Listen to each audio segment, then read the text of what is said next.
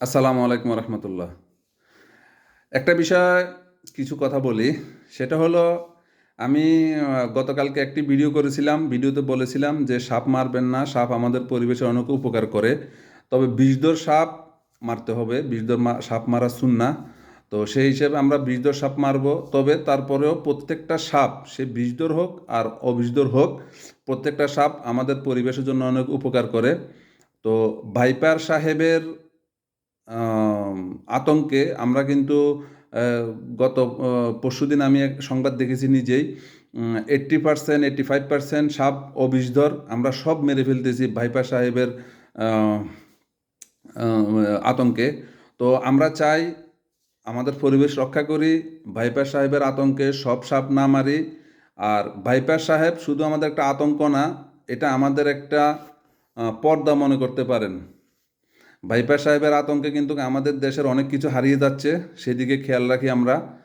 আমরা সেদিকে দৃষ্টি দেই, সাংবাদিকরা এবং আমাদের সোশ্যাল মিডিয়া, আমরা সেদিকে দৃষ্টি দেই। আমাদের দেশের জানি না ভবিষ্যতে কি হবে, হয়তো অনেক বড় কোনো কৌশল অবলম্বন হচ্ছে দেশের।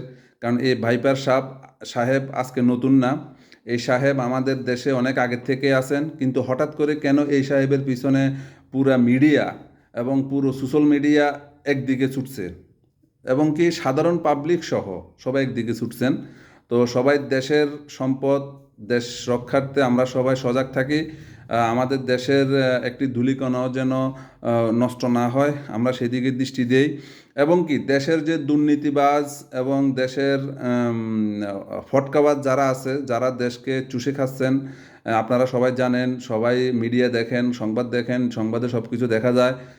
সবাই এগুলো নিয়ে কথা বলতেছেন। তো সবাই সচেতন থাকেন। এসব বাংলাদেশের কীটগুলাকে ধরার জন্য। এই কীটগুলো যেন ভাইপার সাহেবের আড়ালে যেন না পালিয়ে যায়। আর যারা আমাকে রিয়েক্ট করেছেন বিভিন্ন মাধ্যমে যে আমি কেন বলেছি সাপ মারবেন না, সাপ মারা সুন্নাহ, রসুল্লাহ সাল্লাহ সাল্লামের কোন সাপ মারা সুন্নাহ সেটাও উল্লেখ করেছেন।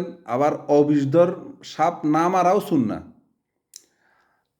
তো এখন সাপ বিশেষজ্ঞরা এবং পরিবেশ বিশেষজ্ঞরা বলেছেন কোনো সাপই না মারা উচিত। তবে নিজেকে সচেতন থেকে সাপের বিরুদ্ধে মোকাবেলা করতে হবে। সাপ মেরে না, সাপ থেকে নিজেকে রক্ষা করতে হবে সচেতন হয়ে। তো সাপ না মারার চাইতে সচেতন থেকে সাপকে নির্মূল করার বড় কৌশল আমরা অবলম্বন করতে পারি। খুব হয়তো একটু কষ্ট হবে, আমাদের একটু সজাগ থাকতে হবে, আমাদের একটু কৌশল অবলম্বন করতে হবে, আমরা চলাফেরাতে সাবধানতা অবলম্বন করতে হবে। তো এইভাবে কিন্তু আমরা সাপের বিরুদ্ধে অবলম্বন নিতে পারি। তো আমার অনুরোধ থাকবে, যারা বিভিন্নভাবে কৌশলে আমাকে বিভিন্ন কথা বলেছেন যে সাপ কেন মারবো না, ভাইপার কেন মারবো না। আমি তো ভাইপার না মারার জন্য বলিনি, আমি বলেছি অবিষধর সাপগুলি না মেরে আমরা পরিবেশকে রক্ষা করি।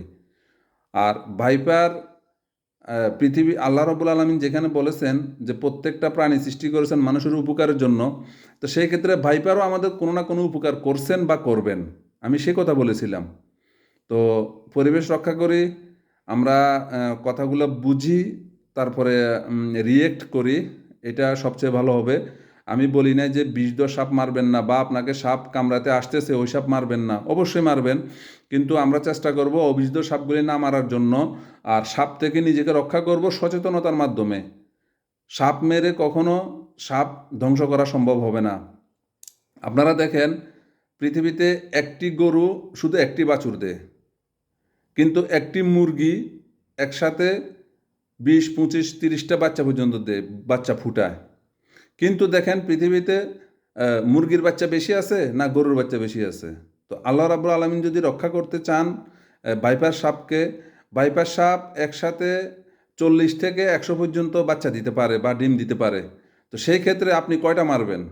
তাই আমি বলবো সবাই সচেতন হই, সাপ মারার দিকে না গিয়ে সাপের বিরুদ্ধে আমরা সচেতনতামূলক ব্যবস্থা গ্রহণ করি। আমরা যেদিকে হাঁটতে যাব বা কৃষিক্ষেত্রে কাজ করতে যাব, প্রত্যেকটা কাজে আমরা লাঠি ব্যবহার করব, অন্ধকারে লাইট এবং লাঠি ব্যবহার করব। এটা আমাদের আগের যুগে আমার দাদিরা বা দাদারা বলতেন, যে শুনতাম যে চলাফেরা করতে একটা লাঠি লাগেই। তো সেটা হয়তো এখন আবার ব্যবহার করতে হবে। সচেতন শুধু সাপ মারলে হবে না, নিজেকে সচেতনতা রাখবেন।